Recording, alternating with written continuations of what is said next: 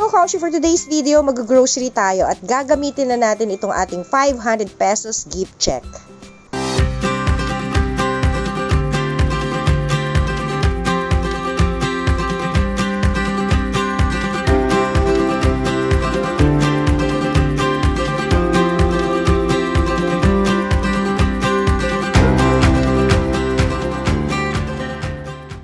So, simulan na natin. Ayan, kasama ko yung aking ate.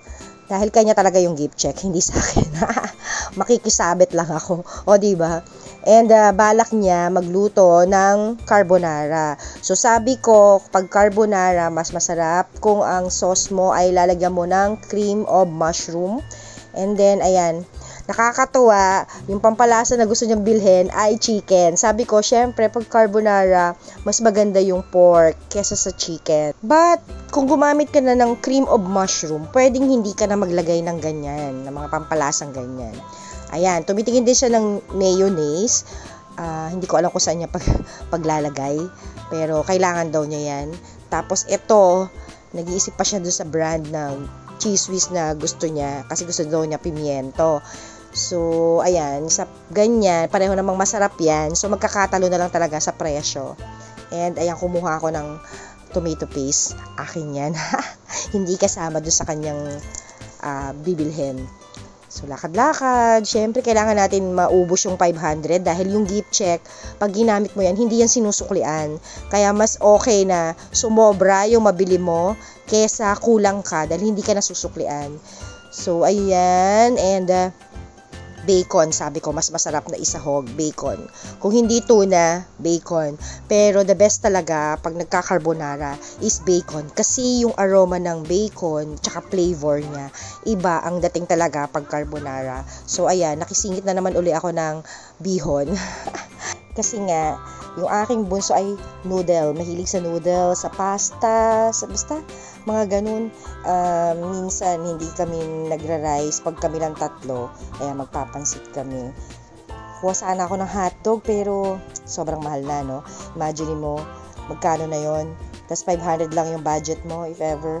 And wala nang maisip yung ate ko kung anong bibilhin niya pa. Kaya sabi ko, sige, ako nang bahala dahil marami akong kailangan.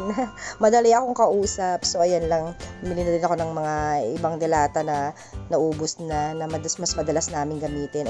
Lalo na pag mga petsa de peligro na yung ilang araw pa bago yung sweldo. Kaya, ayan, may mga nakastock ako dyan for emergency ulam or kung anong kailangan. And of course, palaman, ayan, yun daw, nakita niya yung palaman, so kukuha daw siya ng palaman. O, diba? Biglang nakaisip na may kailangan pa pala siya. Pero actually, gaya nga na sabi ko, ito ang happy place ko. Ang sarap talaga mamili kung maraming pambili, no?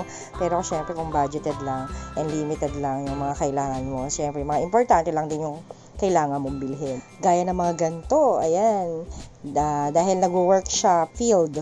So, kailangan mo meron kang ganito sa bag para in case na abutan ka ng gutom, meron kang makakain, di ba? Kasi minsan pagka sa trabaho, busy, hindi ka na masyadong makakakain or makakalimutan mong kumain talaga. Medyo ito ang challenge pagka wala ka talagang listahan or hindi mo alam talaga yung kung anong kailangan mo. Iikutin mo talaga yung grocery para maalala mo yung mga kakailanganin mo eh. O gaya ako marami talaga akong kailangan. Sabi ko, kuha mo ko niyan ibap. At ayan, murang ibap lang. Tapos yun, naalala niya, kailangan din daw pala niya ng gatas. O di sige, go! Siyempre, pag nagkakaedad, kailangan natin ng gatas sa katawan. Gatas sa katawan, pero depende, no? Kasi, syempre, yung ating calcium bumababa. Ang mga buto ay rumurupok. Kaya, paminsan-minsan, kung may budget, maggatas. O, diba? Ayan na mga gatas. So, nagkukuli-kuli pa siya or nag-second thought pa siya kung anong klase yung iinumin niya. Pero sabi ko, syempre, doon ka sa mura, char. Ayan, eto, nagandahan siya sa packaging. Pero bawal na yan. At tingnan nyo kung gano'n na kamamahal ang mga formula milk ngayon. Kaya yung mga nagbabalak dyan na mag-anak or yung mga, alam nyo na nanganak na by accident daw o ayan, mag-isip-isip kayo sa mga gagawin nyo sa buhay. O, tingnan nyo, ang mamahal ng gatas. Grabe, kawawa yung bata kung hindi mo ma-afford mag-buy ng milk na ganyan. Kaya mag-isip kayo ha, wag puro sarap. Dapat isipin nyo rin yung after. Ay, magbayad na tayo. Nag-grocery pala kami. Akala ko tuloy kung nagsisermon ako eh. Well, anyway, ayan, lumagpas kami.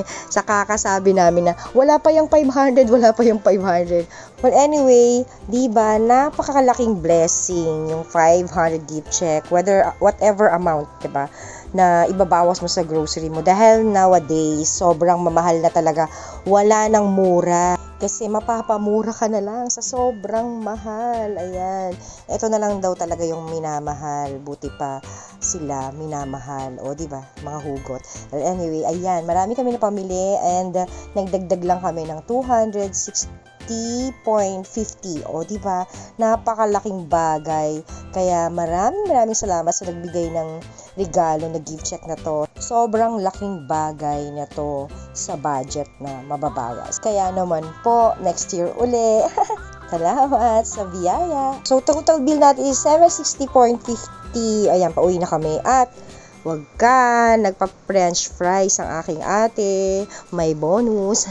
So, maglalakad lang tayo pa uwi dahil walking distance lang sa amin yung mall na to. At tignan nyo yan, mga sales. Ang daming sales. Ayan, kung gusto nyo mga appliances. Ayan, dito lang yan sa Central Mall. Ang dami talagang sales dyan. And malaking discount ang binibigay nila.